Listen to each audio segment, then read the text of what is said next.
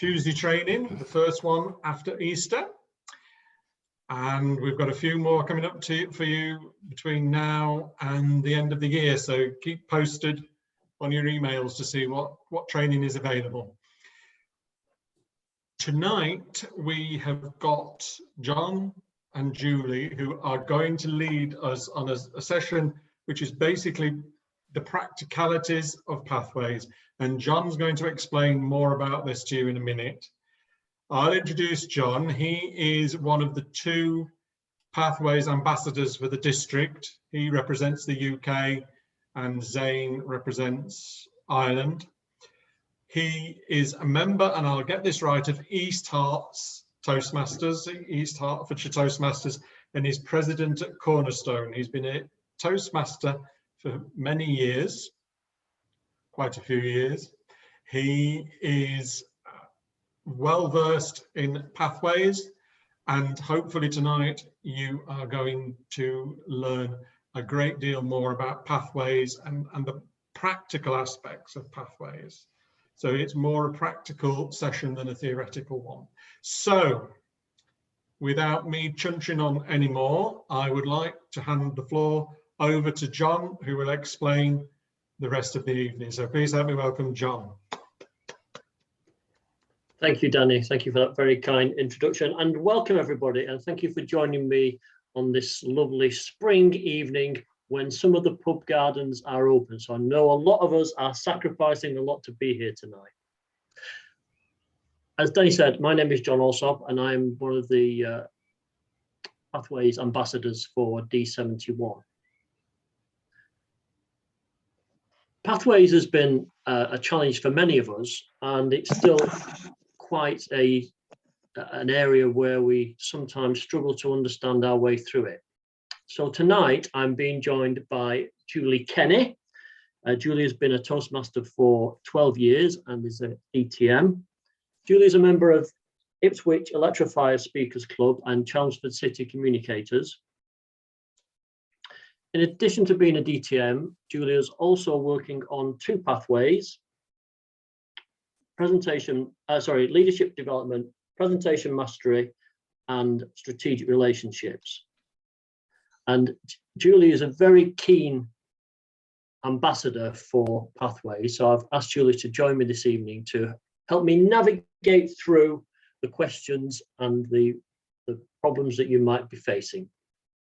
So this evening, like any Toastmaster evening, it is really important to me. I have 3 objectives in any Toastmaster meeting. The first one is to have fun. The second one is to build fellowship.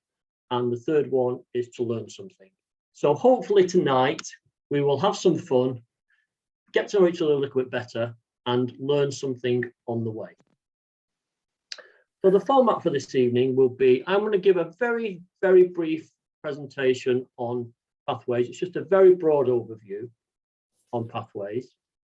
And then we're going to go into a session where I'll be asking you guys to post questions and share your experiences. So this is a 2-way process. It's not all about me or Julie just spouting on about our view on pathways. It's really about getting to know you guys a little better, getting to know what the challenges that you face, but also to share with you your experiences and your successes within pathways. There's a couple of key areas that I want to cover tonight. The first one is the relevance of pathways for everybody. Translating pathways into our personal goals. Awards and recognition, paths and pathway projects. Mentoring within pathways. And hopefully, if we've got time, just to touch on the DTM program within pathways, because for many of us, it has changed from the traditional one. So that's going to be the format of the evening. But before we start proper, I'm just going to give a brief overview of pathways from my perspective, and hopefully that will start us off in the discussions. So I'm going to now share my screen. Oh, I do need to ask for a volunteer. Can I have one volunteer who can help me out this evening? I want a spotter. So when we get to the questions and answer session, if I'm distracted and I don't see people's hands go up, can I ask somebody to volunteer to be a spotter who can help us make sure we don't miss anybody. I don't have to pick on somebody. Ah, Anne, brilliant. Thank you very much. That's Anne Fallow. Thank you. Thank you, Anne. Okay, so I'm going to start now with the little short presentation. If you just bear with me, I shall share my screen. When I'm sharing my screen, if you want to split the screen more evenly so you can still see my happy smiling face whilst I'm making the presentation, that's always a good way to view it.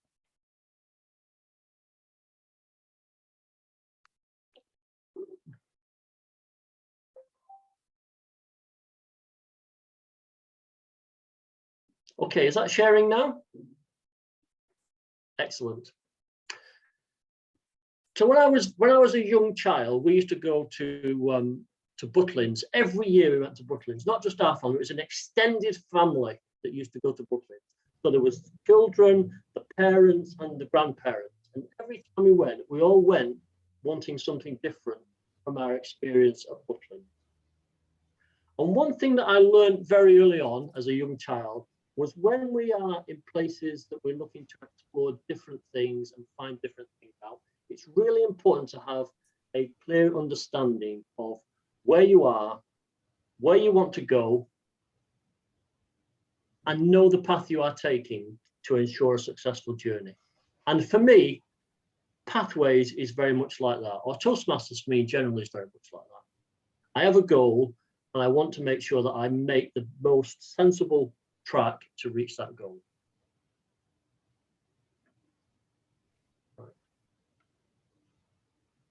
So of course, this is just a brief overview of Pathways. There are, as I think most of us know, 11 different paths that we can choose from. They range from dynamic leadership, visionary communication, lots of different opportunities for us to learn and grow. But of all the pathways, there are 5 core competencies that Pathways bring. Number 1, public speaking. Number 2, interpersonal communication. Number 3, strategic leadership. 4, management, and 5, confidence. And it's important for us to know from the beginning that those core competencies are built within the pathways. When I started my pathway journey, I simply picked one that sounded nice to me. And it wasn't until I was 2/3 of the way through it before I realized that there was many other opportunities within pathways that might have been a little bit more relevant to my personal goals. So when I came to choose my second pathway, I was much more aware of what I was looking for. So I think this is something we need to think about. I put this slide up just to explain how the competencies balance across the different pathways. So you can see here we've got the 5 competencies, and for each of the paths within pathways, you can see here we've got different balance of the numbers. So for dynamic leadership, we've got public speaking, interpersonal communication, strategic leadership, and confidence. Now, the one thing that is, or the 2 things that are common to all the pathways are public speaking and confidence. And I think for many of us, that's the main reason why we joined Toastmasters, to build our public speaking and our confidence. But when we look at pathways and we look at the different paths, it's really important to understand what paths are available and how they're going to deliver on our goals. Of course, there are 5 levels to every path: mastering fundamentals, learning your style, increasing knowledge, building skills, and demonstrating expertise. And this is where we then move on to which type of pathway or which type of path do we want to follow. If we break the 11 pathways down, we can break them down into 4 separate categories. We've got public speaking, which is basically core public speaking skills. So that's presentation mastery and engaging humor. If we want to look at small projects, then there are other pathways available, like leadership development, motivational strategies, and visionary communications. For leading teams, so this is about team leadership, the paths such as dynamic leadership, strategic relationships, and team collaboration are perhaps more relevant to people that are looking for for those type of skills. Holistic leadership, I don't really know what this means, but I think it's to do with having a vision about supporting other people and in their goals and objectives. So in there, we've got things like effective coaching, innovative planning, and persuasive influence. When it comes to selecting a pathway, it's really down to us as individuals to do this. And I think for those of you that are club leaders, this is really important to make this point to your members. So when thinking about your pathways, things to consider are, what topics are you interested in? What topics relating to your personal and professional goals? Learning about what will help you significantly in your personal or professional life.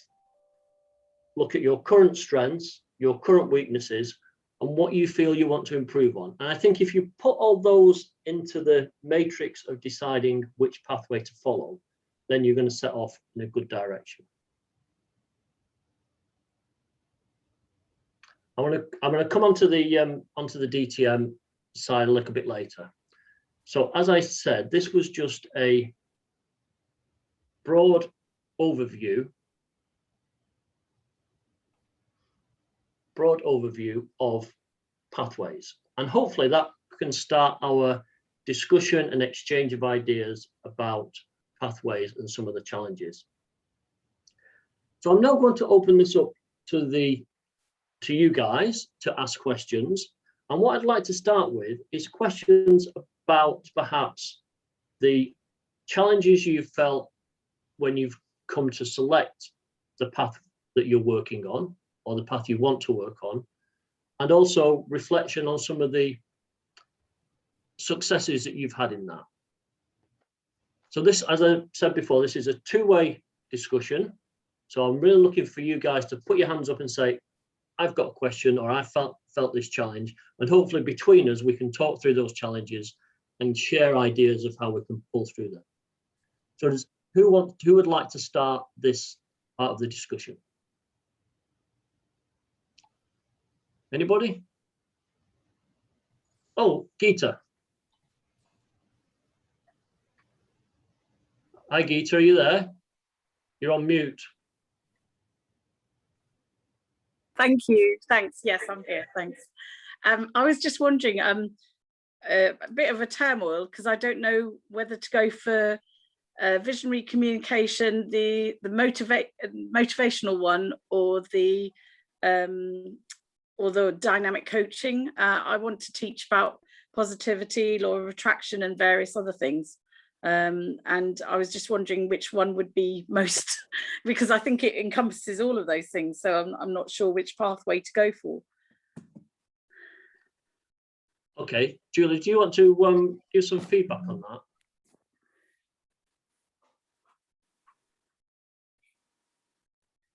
Self off mute. So the two pathways you're looking at, effective coaching and actually I was wondering about three pathways.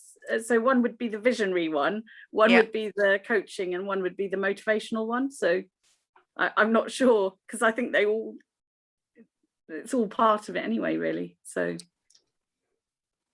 yeah, I think one of the key things is to look at the I don't have in front of me, but the required projects for each path, because a lot of the optional projects, the electives, actually are common across the paths.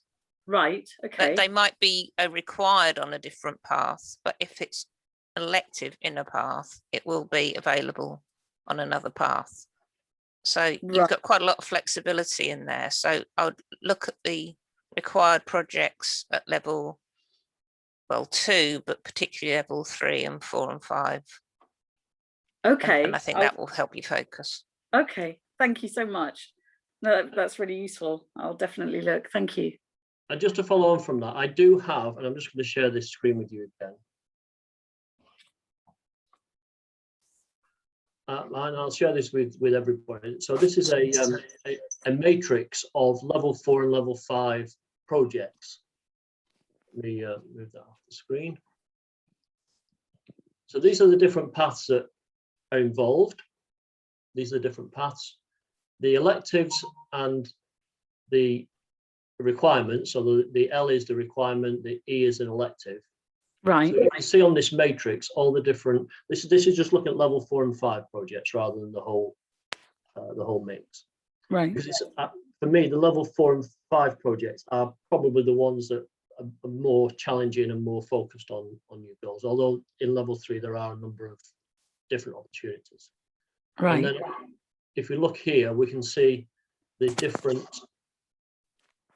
purpose, the overview, and what the project contains. So one of the other things I was going to mention earlier was that when we're looking at our path, one of the key things is to plan ahead. And I think, Geeta, you're doing the right thing by looking at the different paths, and rather than just picking one because you've looked at it and you said, oh, I like the sound of those projects, really look into the project and explore what the projects entail, what they offer, what the objectives are, and what you're going to get from it personally. Does that help? Thank you. Yeah, definitely. Thank you so much. I wouldn't have thought of doing that, so that's really brilliant. Because sometimes when you read the definition, it doesn't, sorry, it goes a bit over my head. And so that those looking at those projects will really help. Thank you. I think if you narrow it down, then it's easier to assimilate the information rather than look at the whole mass in a different. Yeah. Sorry, Andrea, I think thank you so much. Andrea had a question for you as well. Thank you, Andrea. Yes, thank you, John. I just wondered, can you find all of those details when you go into Basecamp and look on pathways that way? I mean, I didn't find all those details at the time. I selected mine. I'm doing innovative planning. I just did a little questionnaire, and that one was one of them that was suggested. And as it happens, I think I've chosen the right one for me, but it was a bit of chance. So would I find all of that information easily? Yeah, yes. The information is there, but I think in some of the context of the information covers everything within pathways, and it can be a little bit overwhelming. That's why I broke this down into like a matrix to try and allow us to focus a little bit more on particular goals. But the information is there, and as I say, there's lots of other information available on different websites, different district websites, different club websites that you can find. But I will definitely share this this spreadsheet, and hopefully it'll help people just to put some context onto the different paths. Yeah, that's really useful. Thank you. Okay, anything else? Joanne? Yes, one of my observations when Pathways first came out is looking through the 11 pages, everything looked very, very similar, and certainly in the first couple of levels. And I would encourage people to look at level 5 for sure, what they would want to, spend their time on. There's the most variety I find in level 5. My question is, in the old days, when we could meet in person, we would chat with new people and new members and find out some of their interests, and during the break or after the meeting. Now that we're on Zoom, how are you finding out? How are you chatting? How are you finding out? How are you building a relationship with somebody who's new to find out what their interests are and to encourage them and point them in the right direction? Okay, well, at my club, as an example, we have, after the break, we have a 10-minute, what we call like social networking session. So we set up breakout rooms, and we're all automatically allocated to a breakout room, and it's more of a social chance to get to know our fellow members a little bit better. So there's no set agenda, there's no set discussion. It's just like you would expect to do around the coffee table in the club meeting. So we've tried to build that into our meeting, which gives us the opportunity to talk about the paths that we're on and some of the challenges that we're facing and trying to work together. And one of the other things that I know some of the VPEs do is to have almost like a one-to-one Zoom interview with the members, particularly the new members, to try and build that relationship, understand what their goals are, and how we can make sure our meetings and giving them support in pathways in particular. I don't know if anybody else has got any other experiences they'd like to share on what they're doing in their club. Antonia. In my club, we have an onboarding package we send out to new members, which has things like this chart, or we have a chart of all the pathways to show all the different electives. We direct them to videos on some very simple videos on how to get started on pathways, how to get started on Easy Speak, things like that.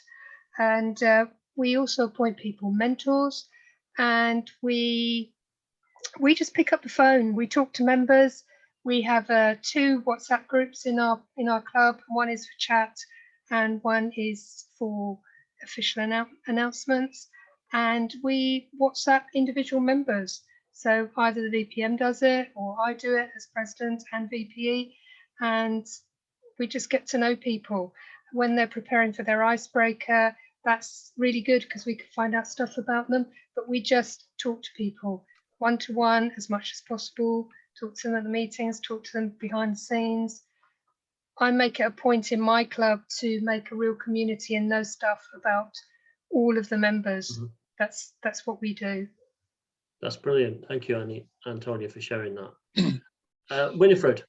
I'm the VPE of Rathfarnham Club here in Dublin, and what we do is what we call a Pathways Clinic, about maybe every 3 meetings. So we meet, we extend the invitation that we're available from a half an hour before our meeting starts. So from 7 to 6:30, I will go on the Zoom will open up from 7 o'clock, and I'll be there for any new members who want to come on.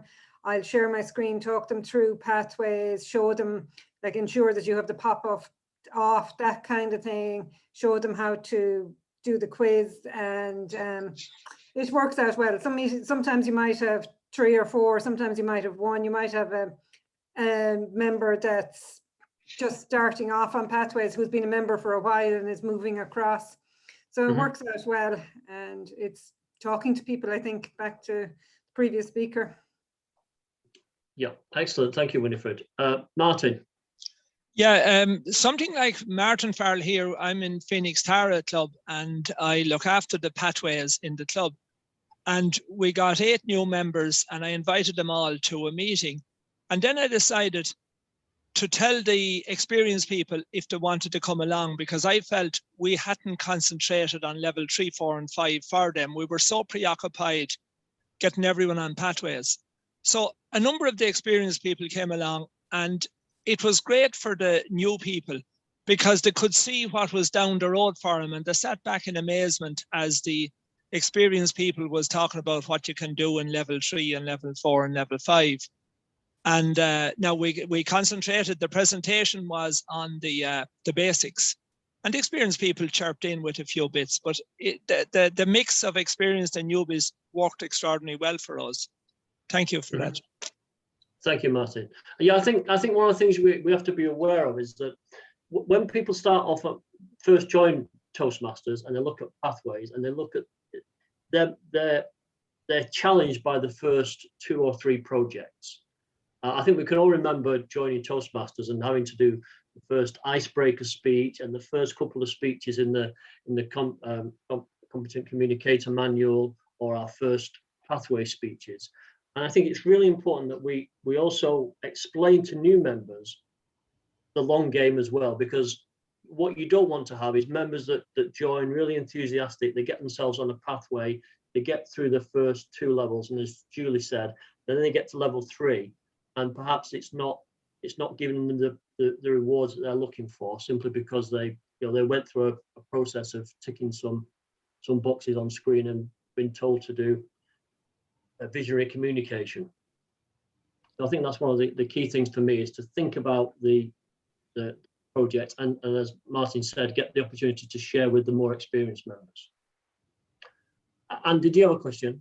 Yes, I was just not so much a question as a comment that's been made by several speakers, that it is so important, particularly with newer members who, as you say, are somewhat bamboozled by the whole concept of pathways. And to be fair, some of our longer standing members who've worked through the Competent Communicator and other manuals. It's so important to point out what happens in levels 3, 4, and 5. And also to go back to following more than one pathway. I've had comments as VPE of people saying, I don't really, why do I have to do another icebreaker? Why do I have to do this? And it's worthwhile reinforcing that these are just simply your core skills, and you have to keep them exercised. You have to, without any stress of researching something new or dealing with technology or dealing with lots of people at a discussion panel, how do you structure a speech? How do you listen to feedback and process it? And I think that's something, there are two aspects of, don't forget what's down the line, but also don't forget how valuable to our longer serving members these first two levels are, those fundamental skills. Thank you, Anne. Yeah, I think you're 100% right there on those points. It's the long game and how you're going to build those skills from the basic. And so I think hopefully from that short discussion, we've picked up some ideas about thinking about how we select our paths, how we give guidance to our newer members in thinking about their selection of paths, and also opportunities to see what's involved in different paths. What I'd like to now do is to move on to some of the more technical aspects of pathways and how we can support our members, and how as members we can interact better with the Basecamp side of pathways. But I'd like to start by asking, has anybody got any specific questions or challenges that they find with Basecamp and interfacing in the Basecamp Pathways program? Or are we all 100% happy with it? It's a doddle.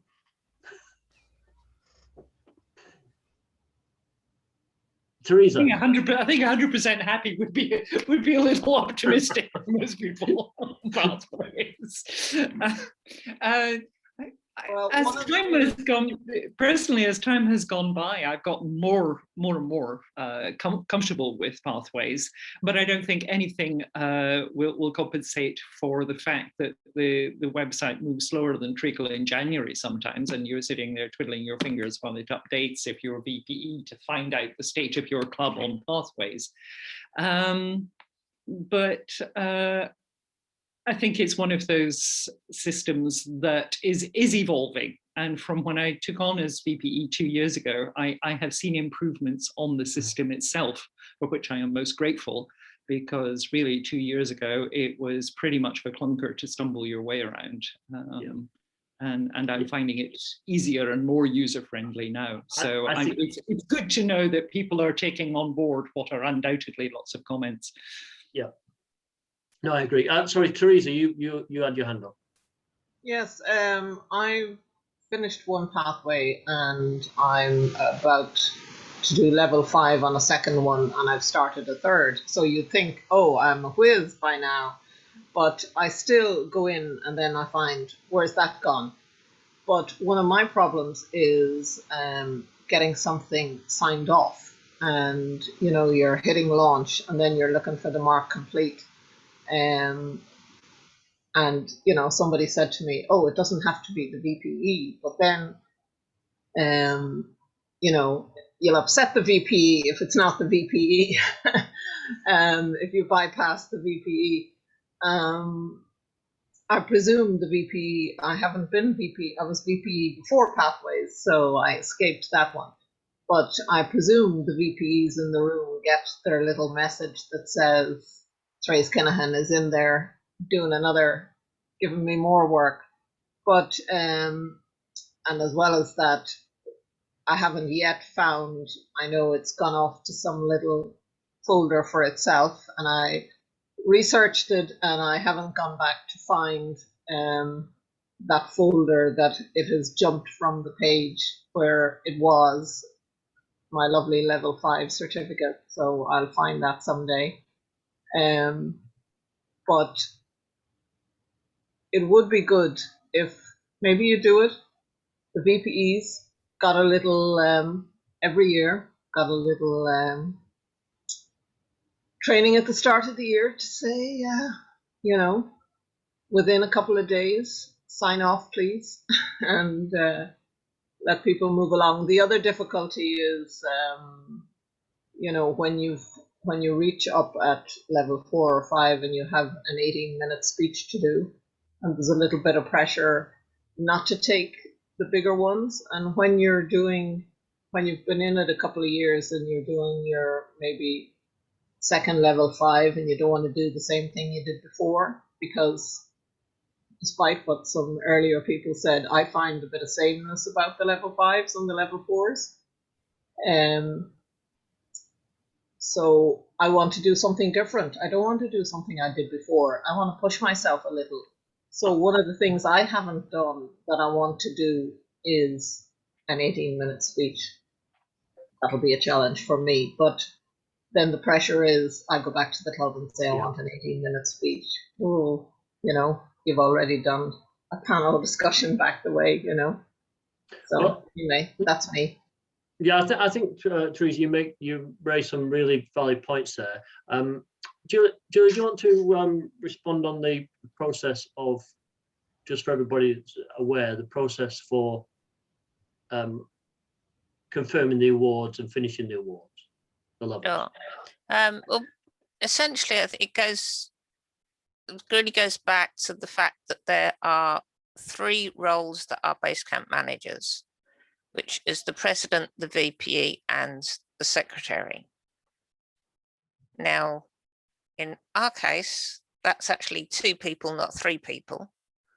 So this is one of the reasons it's more than one person, because there can be different mixes in clubs and how many people are actually in those roles, or if those roles are fully taken. Normally it's the VPE, and I would say the VPE should be doing it, but I have shown our secretary how to do the approvals as well, because I have 2 of those roles. So it's useful to have that extra person, so that if I go under a bus, then there is somebody who knows how to do that. When you request that approval goes to the base camp managers. That's my understanding, although I'm a little bit unsure if that's entirely true, if it goes to the email address on the contact details, which it used to. I think it might have changed. So once you've requested that, the VPE should be aware of that. They would normally be doing that approval, or will have agreed with other base camp managers who's going to do it at that period of time. And at that point, they also should be checking with you that you want that awarded to your club, because obviously some people are in more than one club, and just to double check that, and that needs then to be awarded to Club Central. Now, does that answer the question, or have I missed some of that? Because you had quite a lot of detail in that question. Oh, the VPE or the base camp managers can also download your certificate as well. So as well as you can download it, the VPE can as well. So when we were meeting in person, we downloaded those certificates and laminated them and handed them out at the club. So there are ways to get those. But. Thank you, Julie. And I think you had something to add. No, okay. I think sorry, Antonia. If the member is a dual member, in order to ensure that the award goes to the club that they wish it to go to, they have to log into Basecamp as a member of that club when they do the completion of the path. It's not do the completion of the path, goes to the VPE, and then it sits there, and then they decide which club it goes to. No, it has to be done before. We've got a member who put it in the wrong club, and trying to get it sorted out later is a real nightmare, and TMI are taking so long sorting it out. So do it beforehand. And also, if any members are members of dual clubs and they have a club who's saying, you've got to put it with this club, let me just tell you, it is up to the member to decide which club gets the award. Thank you, Antoine. That's why the member does the completion. I think Antoine, you make a good point there. There are two stages to the award. One is on base camp, and the other one is in Club Central. So I would reinforce what Antonia said there, that it's down to the member to say to the VP of the club, I've now completed this, it's going through.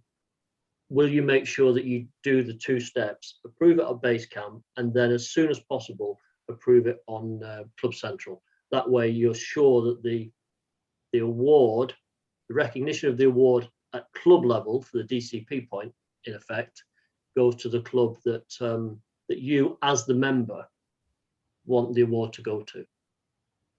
And I know that sometimes it can be quite challenging that for members to understand. This is why it's really important as club officers, particularly the VPE, to be aware of what's happening in their membership and what their process is, and secondly where their members are up to in it, so that they can act accordingly. Because of course, members, having completed the award, want to see the recognition as soon as possible. They're entitled to it, and we should be supporting all our members in that respect.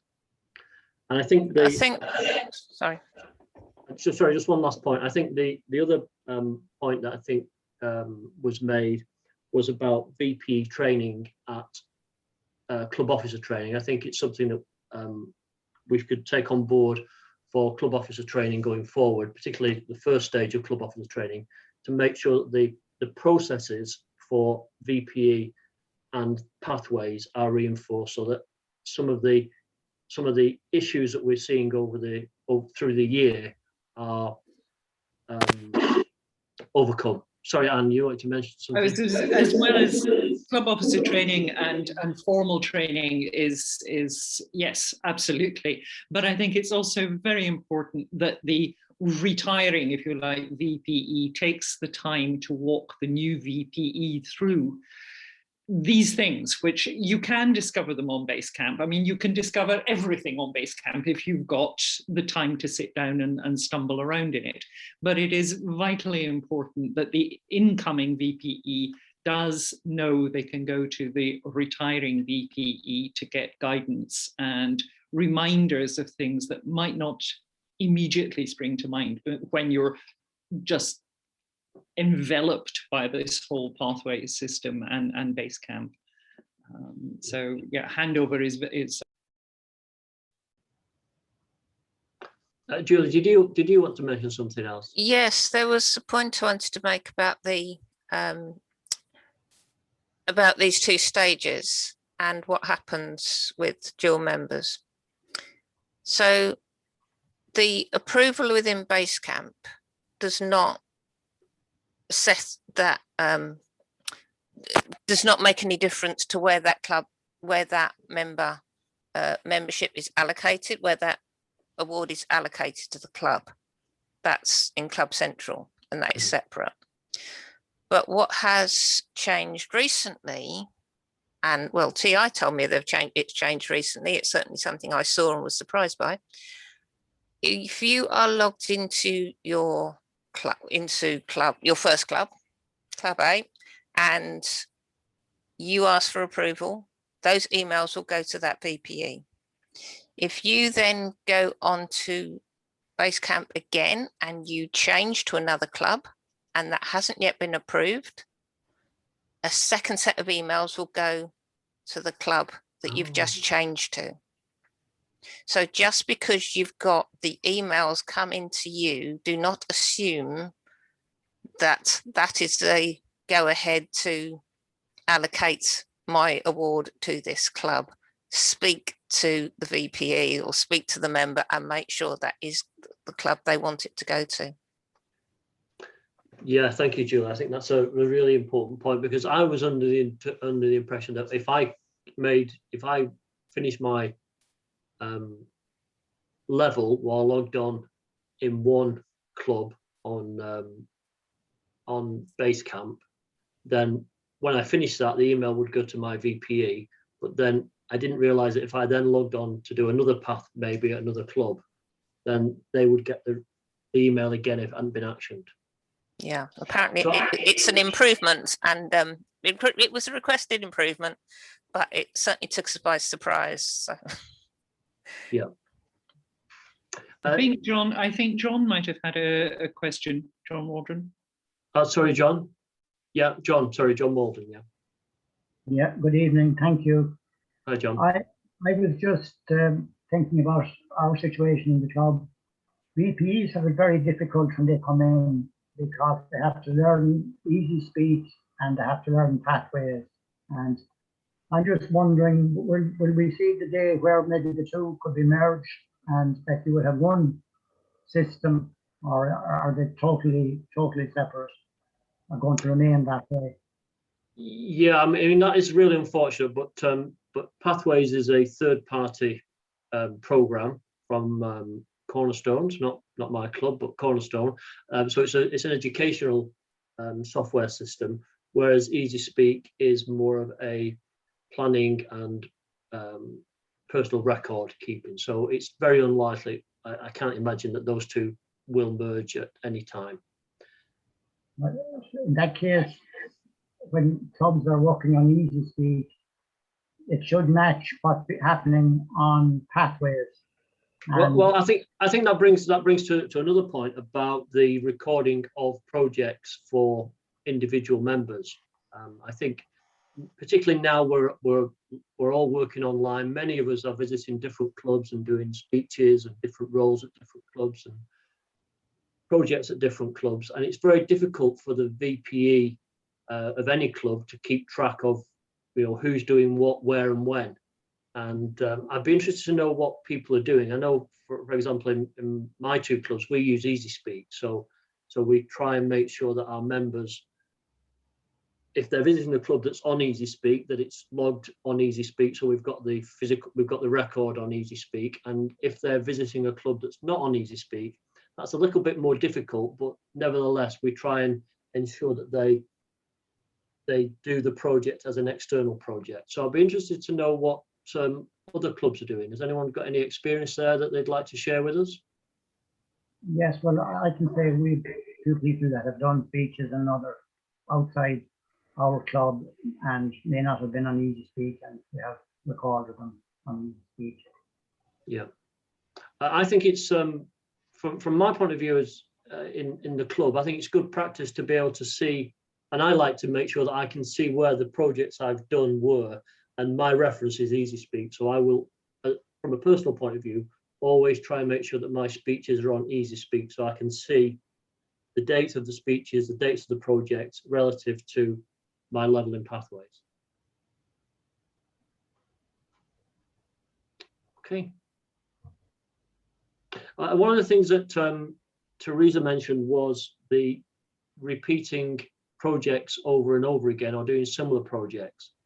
I'd like to open the discussion up a little bit now and talk about how we can make the variety of the projects a little bit different for different pathways or different paths. Has anyone looked at or done similar projects, or looked at them on the pathways and looked at them as similar projects, or perhaps done a second path and they've gone back to an icebreaker, the mentoring projects, and had to and try to approach it differently? Because I think this is really important from the point of view of variety. And we spoke earlier about the fact that when we go back to doing some of the icebreaker and some of the level 1 and level 2 projects, it's really an opportunity for us all to practice those core skills again back at a core level. So I'd be interested to hear some successes and some challenges maybe that you faced listening to people doing the same speech over and over again. Anybody got any comments? Come on, guys, you can't all be, it can't. Martin, thank you. John, I'm going to come in and my apologies. I'm going to have to leave you because I'm due at a meeting at 8. But apologies for that. I'm really sorry to be leaving. But what I find is on the free pad, I made sure I was picking something very different. So I picked one of the leadership ones, whereas I did presentation mastery. And I'm finding now that there's projects that I'm doing that I don't need in presentation mastery. So I'm putting them in under the leadership one and banking them. And whenever I get as far as that level 3, then they're in the bank that I can call on them. So I think that is the nice thing is that if you're on when I was on presentation mastery, I was going for the free pat. I made sure that was something totally different, you know. But I think the nice thing, which we didn't do in the early years, was recognize that you can pick up stuff that you're doing, projects you're doing, and get credit for them and use them in level 3s and 4s and have them banked away if you don't need them for the path that you're advancing in. Yeah. So that's my contribution, and I thank you all again, and sorry I have to leave you. Thank you, Martin. Thanks for your contribution. Anne, did you have your hand up? Yes, I did this time.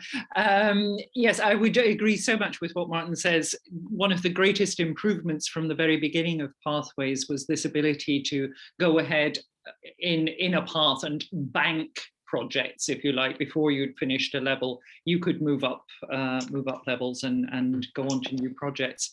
I've just done the 3rd pathway icebreaker that I've produced.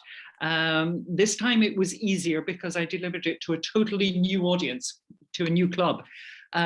So that makes it easier. But that is probably not an option that's going to remain available to many people when we get back to the old style of meeting in person. It's one that's very easy while you're on Zoom to join people in New Zealand and deliver an icebreaker. But it's a bit more tricky when you get back to real life, if you like. I think things like the icebreakers and the evaluation and feedback ones should, after the first pathway, which in my case was presentation mastery, it was sort of the easy public speaking one, should allow you more time to reflect on yourself and your own abilities, rather than just getting a speech done. I think you're right, and I think one of the things for me is that I treat my learning experience at Toastmasters as an opportunity to grow and develop. It'd be very easy for me to go back to speeches and deliver them exactly the same way as I've done previously. So it's down to us as individuals really to challenge ourselves. And I think, sometimes going back to those earlier projects is an opportunity to demonstrate to yourself how much further you are on. And I think also it's really important for us to demonstrate the new members what an icebreaker is and help them on their way. Sorry, I think somebody else had their hand up. Liam, I think. Liam, sorry, Liam, yeah.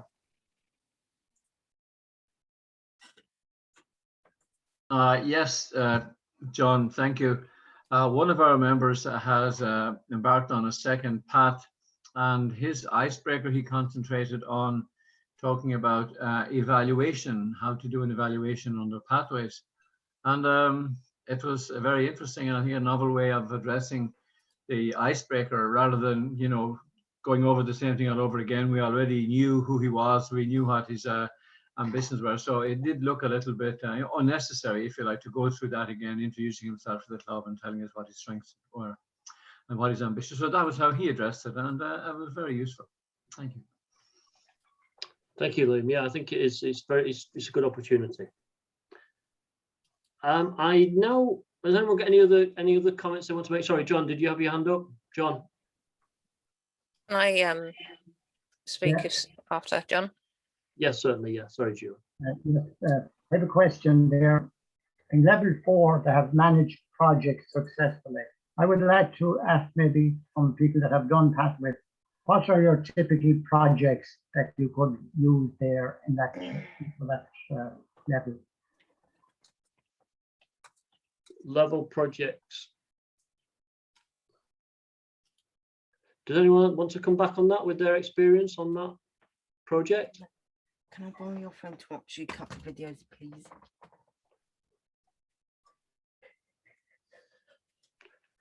So the level that manage projects successfully is basically a team of 3 to 4 people and choose a project that you're going to work on. So you can do this either within Toastmasters or outside of Toastmasters. I think now we've got the contest season. There was opportunities there to do some of that, leading a manager project successfully. You can look at things within Toastmasters like recruitment, maybe going back to in-person meeting, having a small team to look at how you're going to do that, what the practicalities. So those types of projects lend themselves to managing projects successfully. Does that help, John? Yes, thank you. And I think once you get to some of the other projects, like the HPL projects at level 5 and then onto the DTM project, then again within Toastmasters there's plenty of opportunities to work within the club, within the area, or within the division on projects that will satisfy those requirements and also be a good learning opportunity for you as a Toastmaster. And would being PRO officer for the year, or being VPE, or being president, even, do they come under that banner? They come under a different. They can come under a different project, which is leading in my mind slipped now. Voluntary organisation. Mm-hmm. And the projects, so when you're looking at these projects, look at them in terms of a time scale and objectives. So if you're working on a managed project successfully, think of a project that's going to be manageable within time frame that you think is relevant for that project, so that you can get the benefit of it. You can get the benefit of it. The club or the organisation you're supporting can get the benefit of it, and it's within a timely way, rather than having a project that's stretched over a year that becomes a lot more in depth. You've got to meet more regular. You've got to carry the team with you further. So just think about the projects in the reality of time frame and your personal objectives and what it's going to achieve for the organisation you're supporting within that project. Julie, I think you wanted to make a few comments. I think James also had some comments to make as well. I think James O'Dowd wanted to. Okay, so let's listen to Julie was before. Yeah, so let's listen to Julie and then come to you, James. Yeah, I was actually going to add a comment about the icebreaker. Just going back to that, and I'll keep it brief. But as far as I've read on the icebreaker project, it does not say that you have to have a life history or your introduction. It says something about you. And I've done 3 icebreakers in Communicator and 2 in Pathways, and they've all been completely different speeches. Yeah. And I think that there are many aspects of us. We don't join this organisation until we're 18. So if there are not more than 10 stories in our life, then I'm not quite sure what we've done with it. Sorry, James, you wanted to say something? Yeah, no, thanks, John, for the presentation. It was just about the previous question from, I think it was John, about what projects you can use. I use on level 4 dynamic leadership as actually organising the speech contest last year, the humorous speech contest and the table topic. So I use that as my level 4 project in that. But it's what I would be interested in hearing is, I'm working on 3 projects at the moment myself, and what I would be interested in hearing is on people who worked on the older system, how they are finding pathways and what obstacles, challenges, and what they can get out of it, and compare the 2, because I'm finding those questions, in particularly in my club, and trying to get people who are in the older system to transfer over and trying to persuade them. So I know you haven't brought it up already, but I would be interested in maybe yourself if you have worked in the older system, because I haven't. Like, and I would be okay, James, I think that's a really valid point, and there are I think still a number of members that are, let's say, apprehensive about moving to Pathways. So what I'd like us to address this in a more positive way rather than a compare and contrast. What I'd like to do is ask our members, ask our audience, those that have been long-time members, they've perhaps done the DTMs, they've done all the communication track, to maybe just give us a short summary of what they get out of Pathways. And then that might give you some insights as to what you can take back to the club. Does anyone want to start on that? Okay, shall I start on that then? I'll start. So I've been a Toastmaster now for 6 or 7 years. So when I first joined Toastmasters, it was the traditional legacy manuals, which I really enjoyed, and I was progressing really well and quite enjoying them. When Pathways was launched in the UK, I immediately dropped what I was doing on legacy and went on Pathways, because at the time I was the club president, and I felt in order to promote Pathways and know about Pathways, I needed to be on it.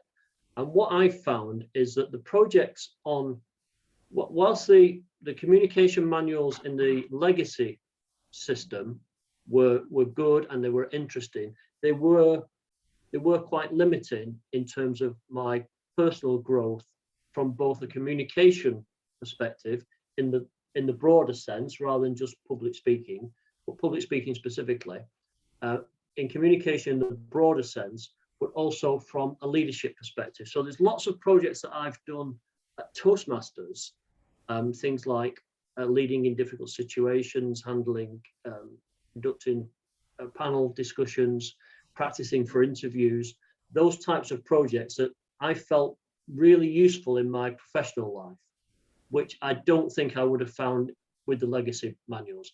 I like the legacy manuals. If it hadn't changed, I would have been happy. But having seen the opportunities in Pathways, I think it's a lot broader. And one of the things that I would suggest, James, is that for those members that perhaps are apprehensive about moving on to Pathways, as Toastmasters, we should be supporting our fellow members and clubs. And one of the things that I found from members that have been Toastmasters a long time and perhaps had the same idea that they don't want to go into Pathways, when I've asked them to support the club by doing an icebreaker speech, doing a speech about leadership, doing a speech about club leadership roles, and start to introduce them into Pathways almost through the back door, then very quickly they've started to think about, okay, now I'm starting to make some headway with this, and I really would like to finish my level 1, and perhaps I'd like to get to a level 3, and maybe I should be thinking about getting through my first path. So I think it's more about not being negative about the change, but emphasizing the positives, and perhaps encouraging those members to support the club in different ways by giving speeches that they can then relate to the Pathways projects. Does that help? Linda, I think you've got your hand up.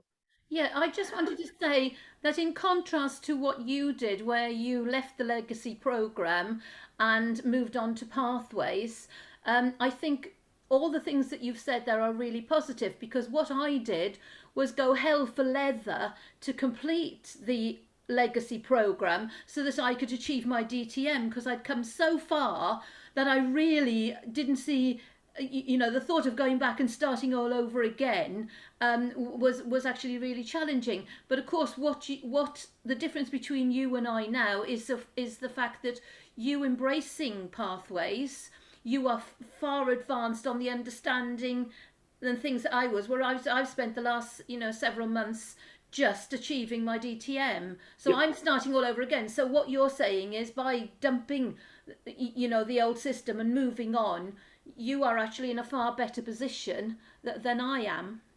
Well, I think Linda, two things. First of all, I commend you for finishing your DTM, and certainly I wouldn't say, oh well, if that had been me, I'd have dropped my legacy, because I think it's really important that you once you've set a goal, that you aim to achieve it. The situation is slightly different now, in so much as there's now no opportunity to get your DTM on the legacy pathway unless you've already finished all your communication and you're just doing the last one or two projects that are perhaps a district leadership role. So that situation has changed now. And there's not that opportunity. So I'm going to take one more question from Geeta. And Geeta has it. Yeah, Geeta, then we're going to round off. Geeta. Hi, sorry, yeah, I'm quite a beginner, but I was just interested, you were saying about interview. Did you mean like things like panel interviews, or did you mean like interview practice for jobs? And if so, which pathway was that? Thank you. Well, both in fact. So one project is leading a panel discussion, another one is practicing for interview. And there's different ways you can do that. So if you've got members that simply just want to practice being interviewed, then you can make it relatively simple. If you want to challenge yourself as a member, you want to challenge yourself in the interview, you can approach that project in a different way. So there's more than one way of delivering on the project, and it's really down to you as individuals to look at the project and say, okay, how am I going to get the best value for my personal development and learning experience from this project, and then work with your fellow members to deliver that. But when you're saying about the interviews, is that as an interviewee, or if you were a potential manager for somebody and to interview them, sort of thing? Okay, well, I'll quickly. At my club, we do it two ways. We challenge the interviewer to give a good interview. So when we do the evaluation, we evaluate both the interviewer as part of a listening project. Have they listened? Have they communicated? Have they asked questions? And for the interviewee, for their project on practicing for an interview. So we expect both parties to deliver a good, entertaining, enlightening and learning experience for the rest of the club. Okay, and which club are you, John? I'm a member of East Hart Speakers and Cornerstone Communicators. Okay, thank you. Yeah. Teresa, I'm going to take one more question, then I'm conscious. No, I was just going to say to Gito, I did the panel discussion, and just very quickly, it had to be, one of the people had to be a Toastmaster, and then I had two friends, and the whole thing was conducted over an hour, and it was done like a TV chat show, where I interviewed each of the three people and then summarized, and I had somebody afterwards evaluate me, but not my three guests. And it was very dynamic, very entertaining, and the feedback was that the people were so interesting. The club would have been happy to listen to any one of them for an hour. Yeah.